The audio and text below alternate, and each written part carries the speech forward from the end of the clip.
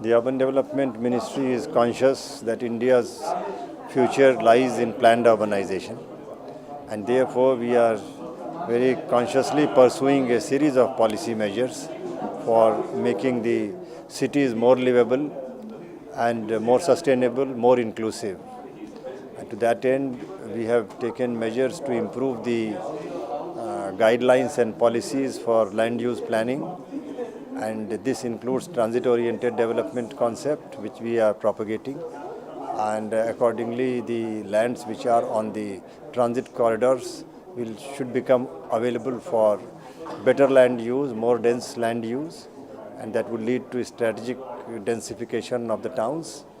And we are also conscious that the merely development of transit corridor is not enough, and we should put the mobility solutions also in position. Accordingly, we are providing the metro rail solutions to major cities, larger cities, and BRTS and bus systems to the smaller ones. We are also focusing on not only water supply, but also recycling the used water, recycling of the municipal waste, and also making the cities self-sufficient in terms of basic needs. So with all that, we hope that cities will become more livable and generate much more economic activity than at present.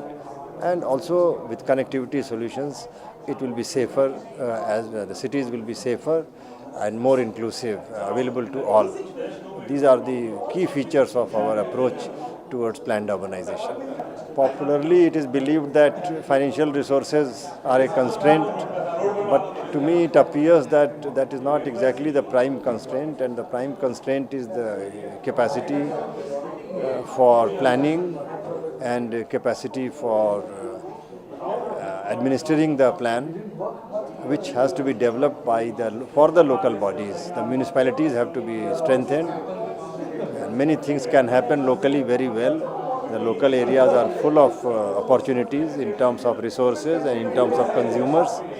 What is required is to match the resources with the consumers and provide for economic activities which will lead to better employment potential and being harnessed, and better employment of the people will lead to a higher income in the hands of people, and that a cycle of prosperity will commence, and that would lead to a much better future for all. Many things are to be done in terms of local efforts like the municipalities and the states, but yet what we are doing from the ministry is we are supporting e-governance, where many of the public services and information would be available online and services would be transacted online, and many cities are adopting e-governance solutions that would make the city administration more responsive and open and transparent.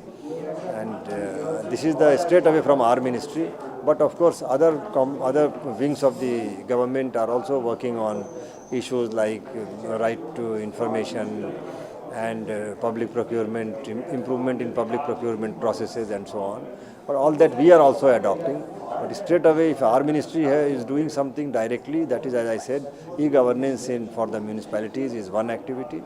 Besides, of course, we are providing for support for basic infrastructure like water supply, public transport like buses and metro and so on, and sanitation, solid waste management and all those things. So when people are given basic facilities, automatically the level of disparity comes down, and many of the ills which are there also get reduced. So I suppose this will take care to an extent of the issues that are bothering us today.